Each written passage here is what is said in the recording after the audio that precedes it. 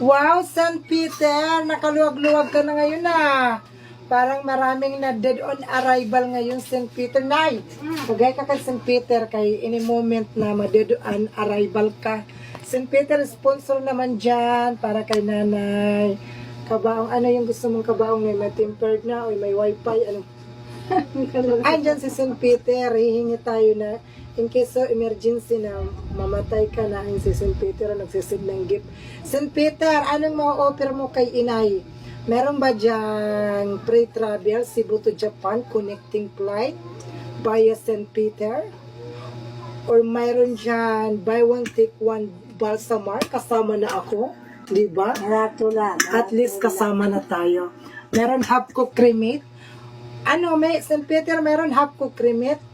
Half body kay sinanay yung kalahati nito alas 12 pamahati kaya half cook lang o half body yung cremation nito ni Mother. Diba Ray? Ano masasabi mo kay St. Peter? Thank you sa bulo. Sabihin mo. Papasalamat ako Kay St. Peter. kay St. Peter. Na buhay pa ako. Ako, buhay pa. Wala akong mawala sa mundo. Sama ka. Sana, tulungan mo ako. Well, dahil sa St. Peter, nakakasigurado tayo, cremate ay laging tostado.